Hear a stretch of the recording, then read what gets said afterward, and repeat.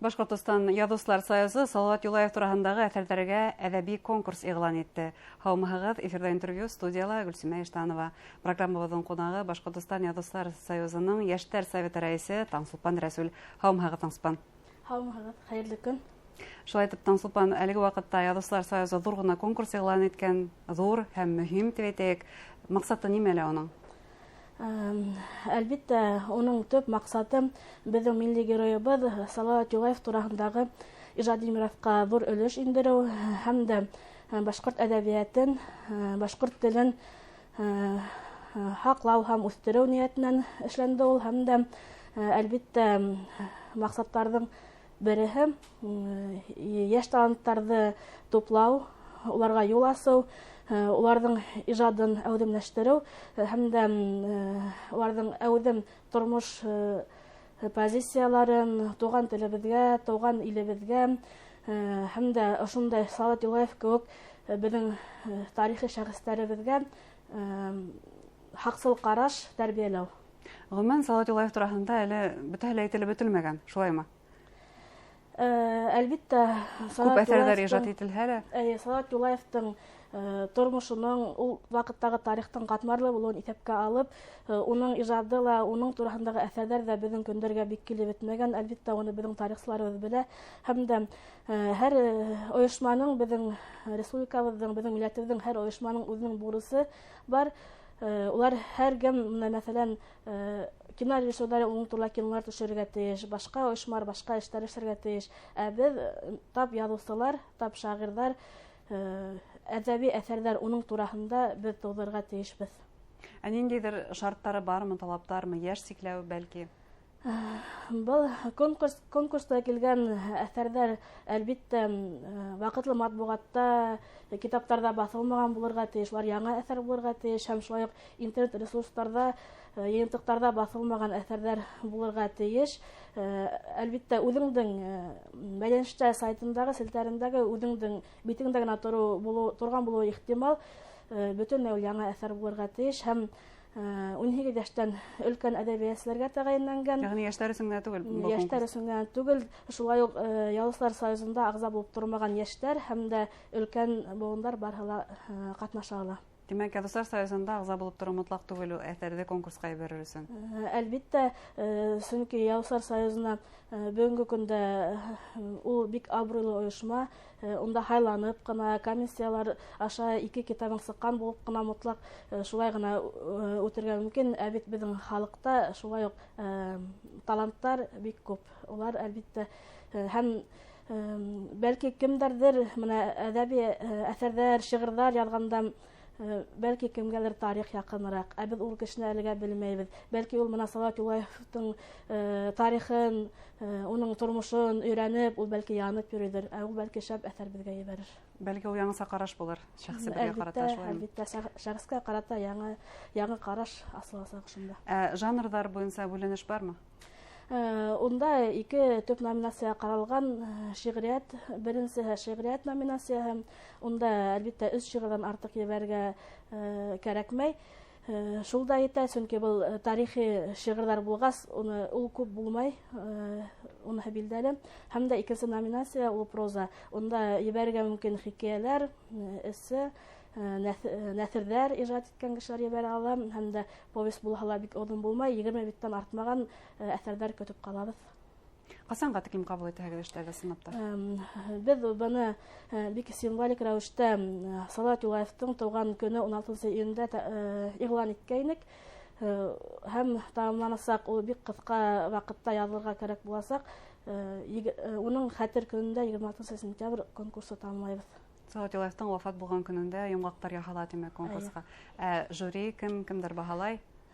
Жюри ла без алдык жюриның рәисе итеп безнең халык шагыйре, күренекле безнең барыбыз да яраткан һәм уның шәхестең тормышын өйрәнгән, ныҡлап өйрәнгән аҡһаҡалыбыҙ Ҡәҙим Аралбай һәм дә Язучылар союзының рәисе урынбаҫары Тәнзил апай Дәүләтбирҙина һәм дә шағир Фәнил Бүләков һәм мин Яшьтәр советы бүлеге етәксеһе булараҡ, Яш Язучылар советы етәксеһе булараҡ Әйткәндәй, бына ошо Яшьтәр советы тураһында ла таныштырып китһәгеҙ, сөнки беләм, был Язучылар союзы эсендәге йәш бүлек дип әйтәйек, ойошма дип әйтәйек. Әйе, Яшь Язучылар советы ул Язучылар союзы карамагында төҙөлдө һәм ул сагыштырмаса яңы, бер йылда тулмаган әле уның барлыкка килеүенә һәм уның эсендә беҙ 6 бүлек баштан ук булдырғайныҡ һәм башта минең шиғриәт бүлеген етәкләгән инем. Был осолдарда беҙҙең советтың төп маҡсаты инде исеменән күренеүенсә йәш әҙәбиәтселәрҙе табыу, уларҙың ижадын үҫтереү, уларҙы оло әҙәбиәткә уларға юл ҡуйыу бит инде, ҡанаттарын нығытып, оло әҙәбиәткә сығарыу тип әйтелә инде. Һәм дә ошо бер йылға яҡын йыл эсендә, бер йылға яҡын ваҡыт эсендә бик күп саралар инде ойоштороп өлгөрҙөк. Шулай уҡ беҙ республикабыҙҙың юғары уҡыу йорттары, урта махсус уҡыу йорттары һәм мәктәптәре менән тығыҙ бәйләнештә эшләйбеҙ. Уларҙың студенттар, уҡыусыларҙы йәлеп итеп, эргәбеҙгә ҙур ғына майҙансыҡ йәштәр тупланыҡ һәм уларҙың ижадын менән бөгөнгө көндә шөғөлләнәбеҙ. Һәм шулай уҡ Язучылар союзы үткәргән сараларҙа, байрамдарҙа бик әүҙем ҡатнашабыҙ. Бармы йәштәр ҡәләмдәре өмөтлө булған? Өмөтлө булған йәштәр беҙҙә бик күп тип әйтергә әлегә булмай, әммә беҙҙең әҙәбиәтебеҙҙең, башҡорт әҙәбиәтенең киләсәге беҙҙән тора. Шуның өсөн был бик яуаплы эш. Шуның өсөн беҙ бөгөнгө көндә тырышып эшләйбеҙ. Бөгөнгө көндә беҙҙең эшләүебеҙҙең һөҙөмтәһе киләсәктә күренәсәк. Шуға ла әлбиттә йәштәр бар. Эшләрлек йәштәр бар. Бына әйттегеҙ, төрлө уҡыу йорттары менән хеҙмәттәшлек итәбеҙ, бәйләнештәбеҙ тинегеҙ. Беләбеҙ, Башҡорт дәүләт университеты, элекке, хәҙерге Өфө университеты, уның эсендәге Шоңҡар әҙәби ойошмаһы, Башҡорт дәүләт педагогия университетының шулай уҡ көслө генә әҙәби ойошмаһы бар ине. Башҡа уҡыу йорттарында бармы ошондай әҙәби түңәрәктәр? Әлбиттә бар. Бына беҙ саҡырҙык шул уҡ Өфө фән һәм технологиялар университетының Стәрлетамаҡ филиалынан Ашҡаҙар тигән ижади түңәрәген саҡырҙык, улар менән семинар үткәрҙек, бик әүҙем генә һәләтле йәштәр килде. Шулай уҡ Стәрлетамаҡ колледжының Ҡаурый ҡәләм тигән ижади түңәрәгенән йәштәрҙе саҡырҙык. Улар бик ихлас ҡына килделәр, әммә шуныһы ҡыҙыҡ, улар әлеге атап киткән уҡыу йорттары кеүек филология буйынса, журналистика буйынса уҡымайҙар. Тел буйынса бөтөнләй уларҙың ундай белеме юҡ. Улар техник белем буйынса, юридик техник белем буйынса уҡыйҙар һәм шул тиктем ижад менән ҡыҙыҡһыналар. Һәм дә йәштәр советы ошо яңыраҡ яҙ айҙарында Урал аръяғы йәштәре менән осрашырға сыҡты. Унда шулай уҡ Өфө фән һәм технологиялар университетының Сибай бүлеге, Сибай филиалында үткәрҙек.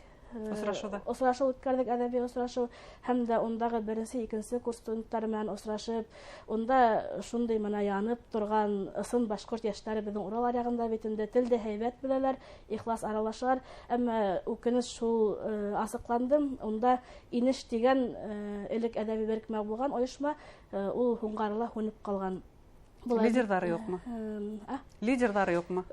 Лидерҙары унда һәр бер ойошманың уҡытыусылар шөғөлләнә бит инде. Унда ниңәлер ул әлегә ваҡытта һүлпәнерәк эшләй тип әйттеләр һәм беҙ уға баш һалып ҡайттыҡ тип әйтергә лә булалыр. Рәсми түгел, уға етәксебеҙ тәғәйенләнек һәм йәштәргә беҙгә ҡушылырға саҡырҙыҡ инде.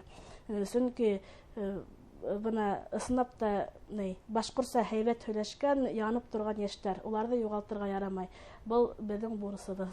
Телде һәйбәт белгән, телде онотмаған, шулай уның эскәлектәрен. Эйе, бына Стәрлетамаҡта әйтеп үткән тел буйынса уҡымаған йәштәрҙең теле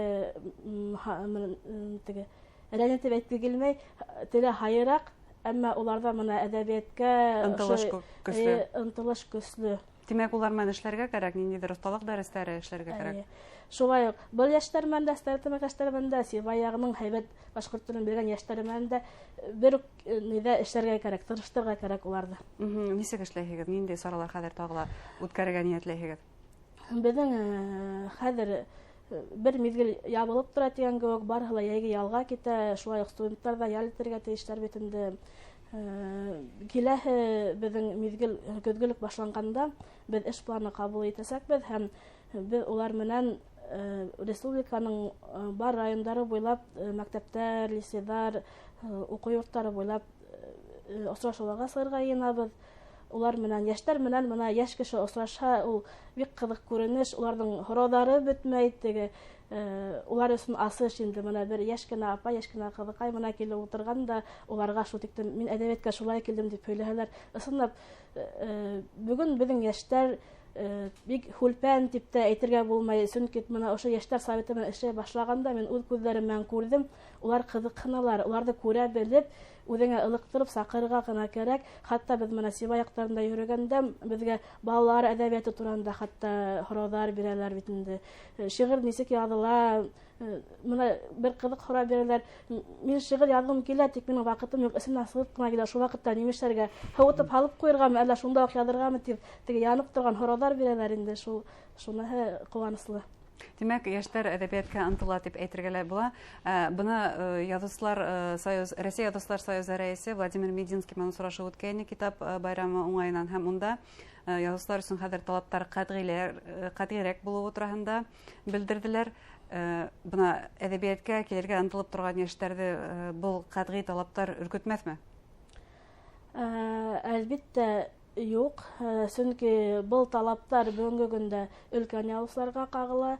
Үкенескә күрә, без менә алдагы елларда безнең язучылар союзына рәис итеп һайланган вакытта Айгиз Гызат улы Баймөхәммәтов документтар, шул ниләр белән эш иткән вакытта шул асыкланды дип әйтәйек инде. Өлкән яшьтәгеләр бигрәк күп язучылар союзында.